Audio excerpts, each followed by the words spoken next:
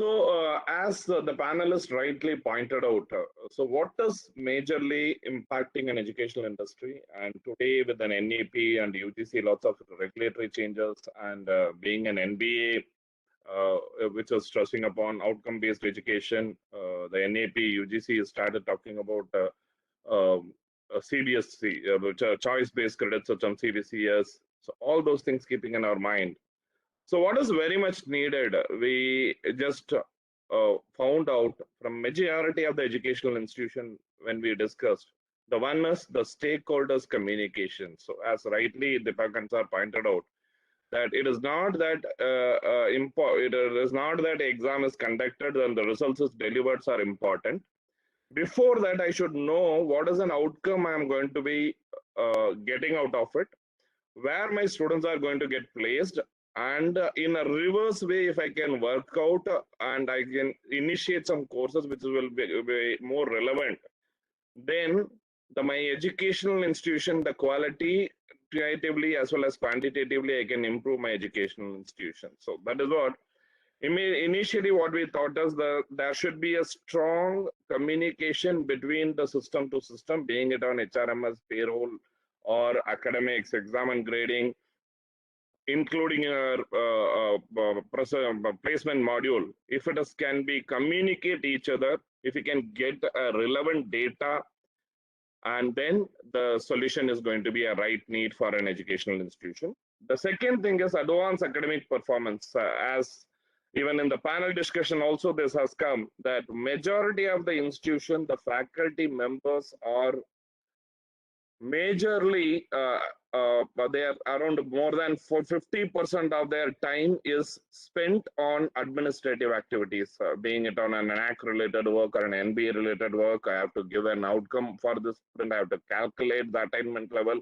So all those things, though these kind of a manual activities which can be taken by the system, and if I can make the teachers to invest their time on teaching, learning, and research, which is going to increase the educational institution, the quality and performance, and in reverse, it is going to improve the students' performance as well.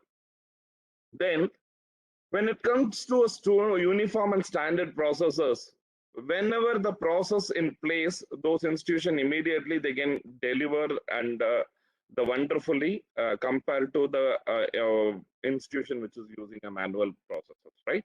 So now what we are doing in this is, so the once it is fixed into the system that this is how it is going to calculate the student, it is how it is going to target the outcome, this is how the system is going to target the course outcome, program outcome, and attainment level, everything it's going to track. So if the process in place are standardized, then it is going to be a very good, easy to run an educational institution.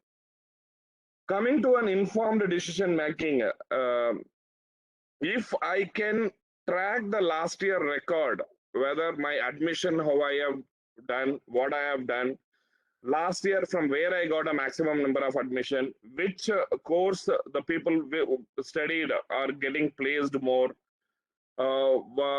which are all the area I got a more number of admission, which are all the area the people got placed more number of student. So these kind of informed decision making process, if I can enable through a very good analytics, this is going to ease your solution and need. Then if I do all this above 4, say above 4, automatically your process efficiency can be 100% improved. Then automatically the system will run your educational institution, and we people can involve and invest our time in most of the time in the research and learning and improving our personal success as well, in the sense the research and other interest as well.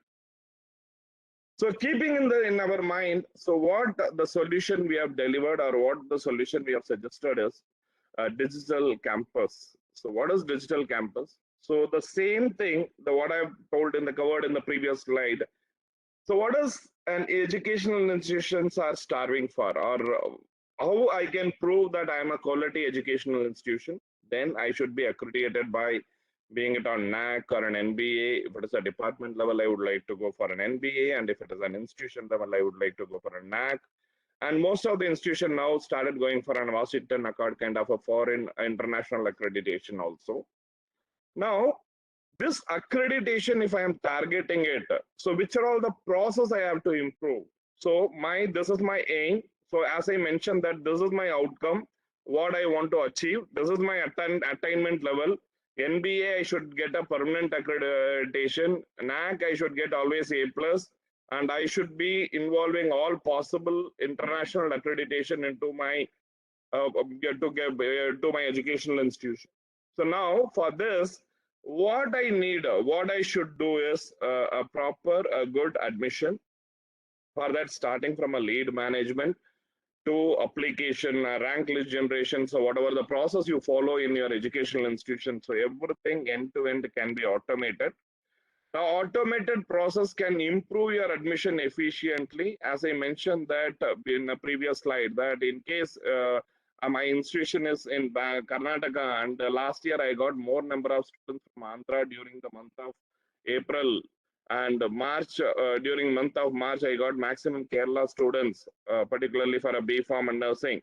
So now I can stimulate my marketing team and to target those areas. Particularly for a February, I can target a Kerala. March, I can target for an Andhra and Telangana. So now my admission rate will improve whenever my admission competitions are increasing. I'll get a very good quality students. So now my quality of the students are ensured. My 100% admissions are ensured through a lead management and full complete end-to-end admission management system. Now, next, I got the student admitted. Now I have to take care of their academic growth. So academic growth in the sense their knowledge I should consider. Then which area the students are excelling already, or which area the students are interested. Second thing is which are all the area the students can excel in future also. It is in the interest of professor's hand. Now as a professor, I should able to identify these are all the set of students are very good in Java, very good in microbiology, they are concentrating on virology or bacteriology, whatever it is. I should able to understand their interest in what they are studying it. And I should able to guide them that you choose this as your specialized subject, this as your elective subject, you can excel, or even the system should support the student that boss, you are good at virology, why don't you do further research on virology? So that kind of system, if it can be made available in the academics, so then the student is going to excel in his future, right? So how we can help in excelling your students' career? Not only administrative motivation, even their teaching learning capability and their understanding capability, all those things keeping in our mind, how we can improve their education. So that is where my academics module comes into a picture. We give a full-fledged choice-based credit system. That means a student, as per the NEP, can do a 1-year certification, 2-year diploma, 3-year degree, 4-year degree. Anything the students can do it. In case if you want to set the system that additionally if the student get the 20 credit, the degree requirement is 130 credit. If the student got 150 credit end of 3 years, and he should be given a PG diploma certificate along with the degree. So those kind of an enablement and configuration can be done in the system. If there are 2 max professors, one max professor is teaching very good and he is having a more number of students, normally now you can just bidding as per the choice-based credit system, right? And the max under Professor A, Professor B, you can give the choice to the students. Now the students, whichever the professor they would like to study under, they can come and study it. As CBC has suggested that as a management student or as a engineering student, if I want to become a tomorrow entrepreneur, I need some financial knowledge, I need some HR knowledge to become an entrepreneur. I am doing a mechanical engineering. Tomorrow I would like to start an industry. I need an additional knowledge, not only a mechanical knowledge, I need an additional knowledge of management, right? So now in that case, being a mechanical student, the student can go and choose some subject out of the yes, purview. That means he can go and choose some finance, he can go and choose some HR, he can go and choose some marketing papers and accumulate his credit, and he can earn easily that additional things what he wants. So those kind of enablement already available in the system. As one of the panelists rightly pointed out, the mentor, mentee, student discipline, all those things should be always be intact. It should be captured, and it should be helping the professor to take a decision and suggesting as students what they can do it. So all those things are properly captured in the system. Coming to a feedback module, I would like to tell one small things. How we are looking at the system, how we are designing the system academic friendly. Just I would like to take 2 minutes in this particular module. For example, Professor A got a 5 out of 4 out of 5, sorry. Professor B got 4 out of 5. It doesn't mean that Professor A and Professor B are having the same kind of capability, right? The individual question when I'm creating, so every question will be targeting for some or other skill, right? The question 1 might be targeting for my presentation knowledge. The question number 2 might be targeting for my subject knowledge. The question number 3 might be targeting for my mentoring capability, how good I am as a mentor, how helpful I am to the student, when students are coming, how approachable to the students, so all those things, right? Now, 5 out of 5, I got 4, Manigandan got 4, and Professor B also got 4. It doesn't mean that Professor A and B are equal, right? So now in the feedback module, why I'm talking so much about this is, the analytics is very, very important. It should be helping you to decide what decision you should take, or what kind of a support a faculty A is required or a faculty B is required. How I am going to make both the professors excelling in their career and even exceeding the students' expectations. So now, what we do here is, for example, if Manigandan is very bad at communication or presentation, but Professor B is very good at presentation, but little bit subject knowledge is a little bit more is required. Professor C is AB, his presentation is good, subject knowledge is good, but whenever the student goes for any doubts or something, he is not approachable. Now, through the feedback, we do an analysis and we give an analytic report which says that the Professor A needs an improvement in the presentation skill. Professor B, very good at presentation, but his subject knowledge to be improved. The Professor C should improve in the student friendliness or whatever it is. So these kind of a decision supportive system which will make you to join and with your student, and even your professors are well rated, and even the students can excel in their career. Now we create some kind of an enthusiastic atmosphere, the studying ambience to your educational students, the students who are joining your educational institution. So then, any educational institution, if you talk like exam management or an exam is a key aspect. Exam is an heart of any educational institution. Now, what we imagined is, can I do a touch-free system for an examination without a manual intervention? Can I conduct an examination to the student? Is something that is possible? Then we initially introduced exam enrollment. Exam enrollment automatically already I've captured the attendance of the students. The students' attendance is captured, their fee, whether they paid it or not, all those details are available in the system. How many books they have taken from the library already available in the system. How much time they spent on each book, each learning material, because my learning material track their number of hours what they are spending, the initial assessment, internal assessment, how they are doing compared to other students. For example, if the question is 2 into 2 equal to 4, it might be taking a microsecond to answer. But right, so whether I'm taking that microsecond or some student who are a slow learner may take 2 to 3 seconds also. Now, When I'm doing a manual evaluation, right, and this 2 into 2 equal to 4 also will get 1 mark. This 2 into 2 equal to 4 also will get 1 mark. Even a slow learner cannot understand that I'm a little bit slow learner in mathematics, particularly in analytical part. I should spend a little bit more time on the analytical part and improve my skills. Now, here, how I'm helping you, the children, is 2 into 2 equal to 4. Student A answered within microseconds. Student B took more than 3 seconds. We are giving a wonderful report. The universal standard is only 1 second, but you took additional 2 seconds where you could have saved. So this kind of reports analytics will help the student to improve their knowledge. Right?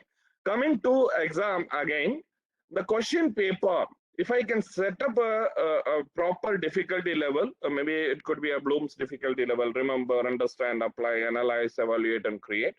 If I can create this kind of a difficulty level, and once the difficulty level is done, right? If I can tag to a unit level questions, and if I can tag to a marks level question, 2 mark question, 1 mark question, 3 mark question, whatever it is, then tag this particular question to a course outcome. Now, what the system will do is it will create a question bank automatically getting generated. You keep on adding, maybe for a physics subject, one subject itself, you create around 1,000 questions. Now you tell the system that I need a template one, which is having a 5 2-mark question, 5 5-mark question, 2 10-mark question. This is my question paper template. Now you ask the system to generate a question paper, which should be equally distributed across all the 5 units. And you give the condition that it should have a 30% remember level question, 10% understand level question, 40% analytical level question, 20% evaluate level question, whatever it is, your combination, you give it, and you ask the system to generate a question paper. Now, the system will generate a question paper within a minute. Now, once the question paper is generated, the question paper can be directly delivered to a student in a printed format or in a digital format. Now, the students can answer it through a paper and pen mode, or if it is an MCQ based question, and they can directly answer in the system itself. Now, once all this work is done without a manual intervention, if it is a paper-based question or a descriptive question, I can just start capturing the mark in the digital marking solution. So I would like to talk 2 minutes about the digital marking, how it is going to be a difference from a manual marking system. The one main advantage is if you have a double evaluation, the parallelly which can happen. Second thing is, the give a psychological advantage to the faculty member. What we have done is, if question number 1, 10-mark question, taught by Professor A, and he is well versed in that particular question. Question number 2 is taught by Professor B, because normally in educational institution, 50% of the unit will be taken by one professor, other professor. So all those combination can happen, right? Now, I am going to correct only a question paper 1 for all the 2000 candidate. The other professor is going to evaluate only a question number 2 for all the 2000 candidate. The one is for a student, it is going to give a standard way of evaluating, because only one professor is evaluating. That mark distribution will be throughout, it will be standard. As a faculty, what is an advantage? In case if I want to read question number 1, 2, 3, 4, 5, and then again going to other student, go to a question, my mind normally, right, which is not getting adjusted to, and the equal distribution is not possible, or standardized distribution is not possible. But here in other case, what I am doing is, I am trying to bring a standardized evaluation by giving a student an advantage, because the only one question I'm concentrating, entire duration, it is going to be very easy for me to concentrate. So I'm bringing a one level up in the standardization. Third is, in case if some papers are missed out or anything, so automatically finally before you submit, the system is going to alert you that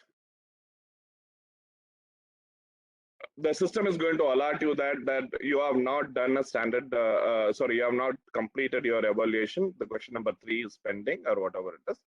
And to ensure that all the 32 pages or 28 pages or whatever the papers are all evaluated, all the question answers are captured, whether zero or whatever the mark you would like to give, in case if the student has not attended, until that it create the process efficiency. Now, the one is the time is taken is very less.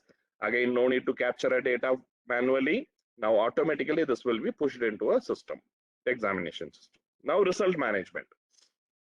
Today, till yesterday, we were using a input-output mechanism where out of 180 mark, 90 mark, very good, well and good. Then we started slowly converting into a standard grading. That means 90 to 100 is A grade and 80 to 90 is B grade.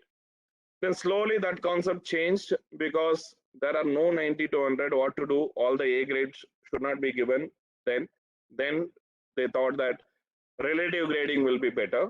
We are adopting that relative grading also. That means in case if your highest mark is 75, then system automatically does the reverse calculation. 65 to 75 or 68 to 75 is A grade, B grade, all those distribution it does, and it gives the mark.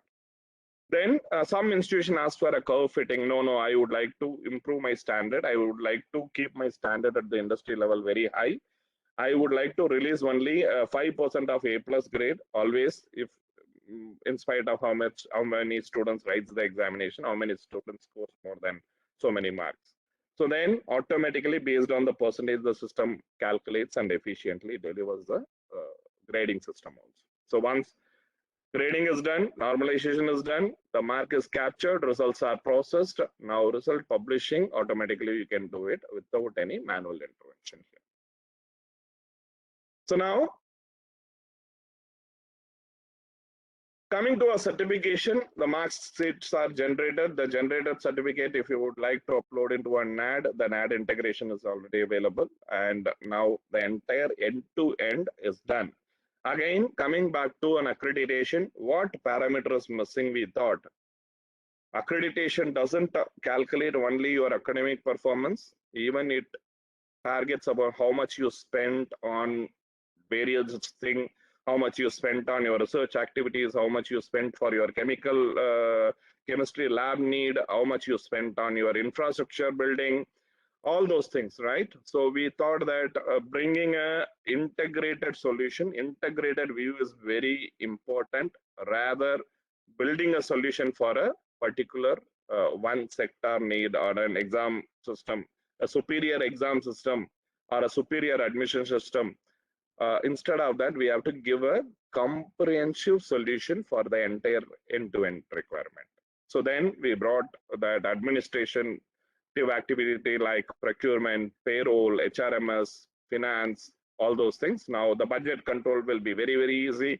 In the initial of the year itself, you can, faculty of science, I am allocating 50 lakh rupees. Out of this 50 lakh, 20 lakh should be spent on library books. 10 lakhs should be spent on library, lab equipments, then consumable, all those categorization you can do it. So automatically a workflow-based system can enable whether it is completely in a perfect way, it is whether it is getting delivered or not.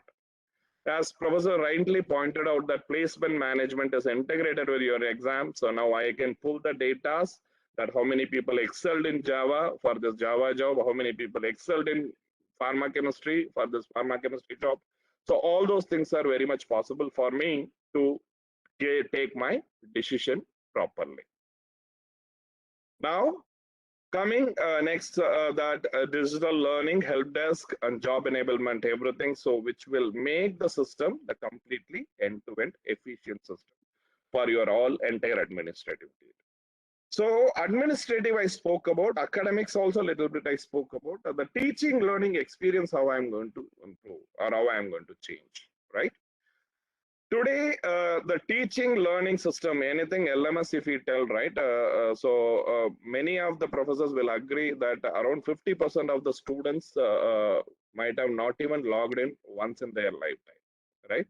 Because we thought that any system should create a curiosity to log in, and that curiosity, if the system is not able to generate, then that LMS system is not going to be successful. So What we thought is, let us follow a taxonomy. The taxonomy blooms. What it says is knowledge domain, intuitive domain, and psychomotor domain. We thought that intuitive domain, that is the curiosity, that is very, very important. So what we thought is the planned platform, which is having a community platform rather than a learning platform. So I gave an importance for a community. So whenever you get into an educational institution, right, initially you start a community called maybe a English club, truckers club, cricket lovers club, footballers club. So these kind of clubs, when you started, now normally a virtual environment like Facebook itself. If I see there is a food lovers community, if I see, oh, there are lots of people whom I have never seen in my life. Even in future also, I'm not going to see them in my life. But those kind of posts itself getting more attracted. Those kind of groups are creating a more impact. So what we thought here is a photographers community I've created. And we started the student to join, whoever is interested in photographers or a cricket like that. Many communities were created. Now what we have done is the students started joining in, the students started enjoying it, because till yesterday in a Facebook or any other social media, they were experiencing this with an external people, right? Now I coming to know that my next class there is a student who is interested in these kind of activities, right? So this is giving us more closeness for me rather than going and putting it in a Facebook or any other social media. So that kind of a curiosity we created through a blog, survey, bites, question answer, debates, idea, all those things. Then slowly these things we have converted. Now the same blogs on physics is available, same blog is available on chemistry subject, same blog is available on your Java. We do a bite, question answer is available, debate is available. You can share your idea, project idea. Your seniors can guide you. So these are all the things which made that the platform is more adoptable by the students.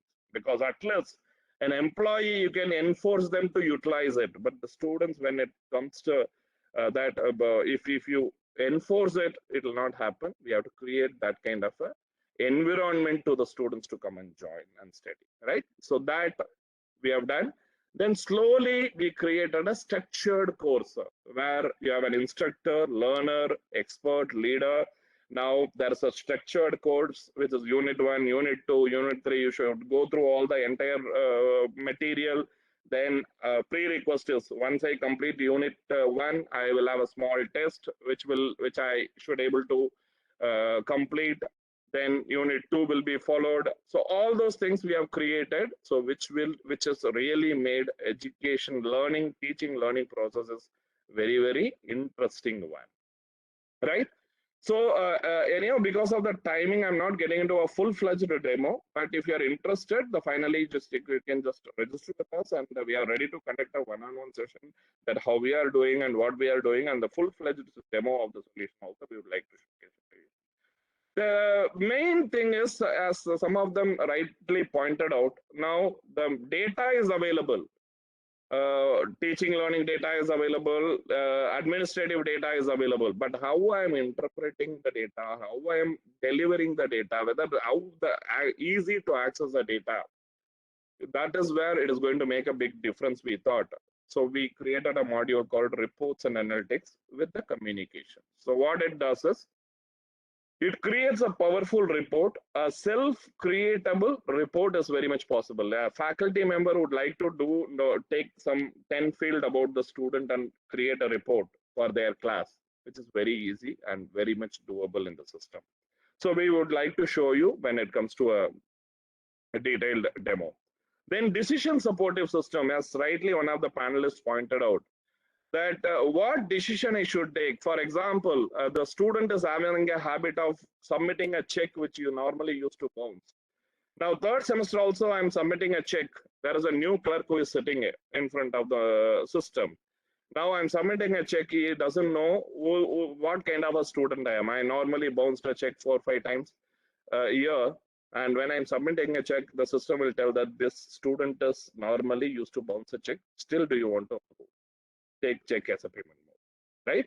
The one more thing, if there is a Friday holiday, sorry, Thursday holiday, Friday is a working day, and Saturday, Sunday is a normal holiday, right? And so whenever this kind of a situation comes, I am a person, I am a student, I normally apply for this Friday as sick leave or whatever the leave, and I used to go run away. If the system will run this pattern and it will tell that boss, the student has this habit, and this, do you want to approve this leave? So this kind of a decision supportive system, we made it as a part of our analytics. Then the dashboard, as a chairman or as a owner of institution, as a vice chancellor of institution, I would like to see a data which is a graphical representation or a numerical representation. Immediately it should give me some thought what kind of a decision I can make it, right? So those kind of reports we have created in the form of dashboard.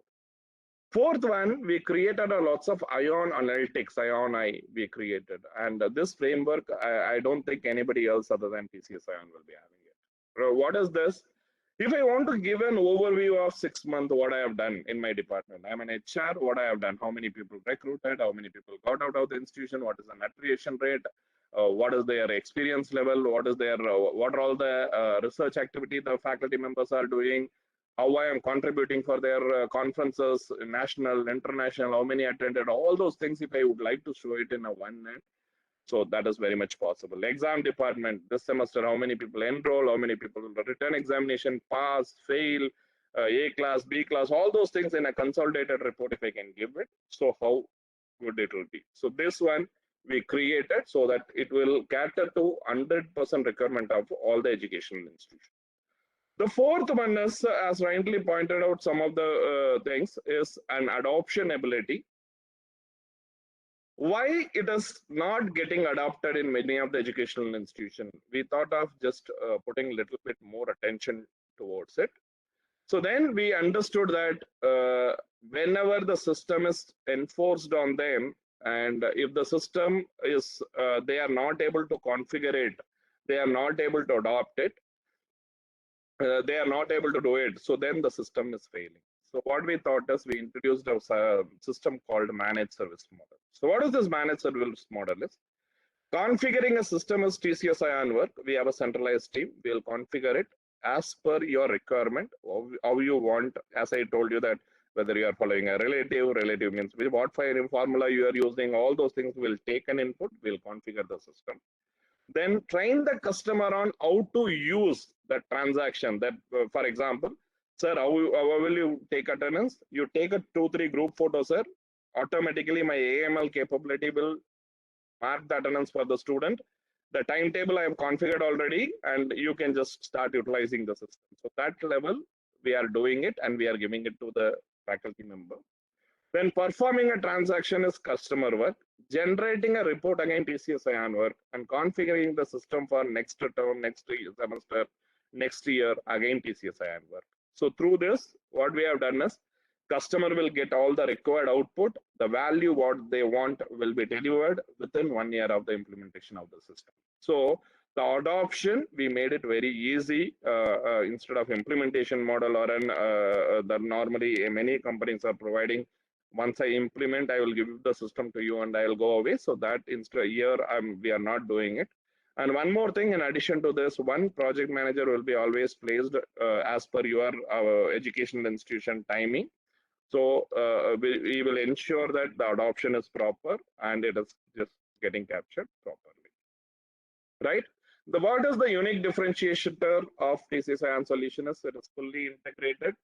As I told you, everything is a rules driven. You give me a rules and regulation, automatically I'll configure it. Then workflow, for example, if purchase up to 1 lakh, HOD can approve. Above 1 lakh, only VC should approve. So all those things is configurable. Highly configurable. We say around 90% of the system is configurable. Though, so you will forget the word of customization itself, because everything you will you can achieve it through a configuration itself. Then robust data center, what we are using it for a passport seva kendra or whatever SBI bank, the same kind of a data center is used. So it is 100% very good. Anytime, anywhere access, mobile friendly apps are available. The system, wherever you are in US or UK, just log in and with your user access, you can access it. Then any mistake or anything is done through an audit trail, we can track it. And secure TCS iON data center. Then perpetual beta model. This is very, very important to consider, because education before 10 years is not today. And today itself, you see after this NEP, how it is going to change, what are all the new rules and regulation is going to come, how easily we can adopt, or how tough it is going to be for an educational institution to adopt all those things. Now, what we are telling is, we will configure as per whatever the futuristic need it comes. You start utilizing in the same model, same way. The system will automatically upgrade as per the educational industry need. So that is what we are promising here. Then cloud as a default. So we are the cutting edge technology. So always your educational institutions. So anything, right? And you can be at top, then most cost efficient, because it is per student per building model, right? So now even if you are 2000 student also, you can just, as you grow, we also can grow. So that way it is going to be very, very cost effective model, and there is no other investment is required, like you have to invest on the server. All those things are not required, because we are going to utilize a data center, and which is going to be completely safe and secured, right? So with this, just if anything is needed, if you people are interested further, and please write to us, enquiry at tcsion@tcs.com, and please call us, call our educational evangelist. We are ready to conduct a one-on-one demo, and we will take it further, whatever is required.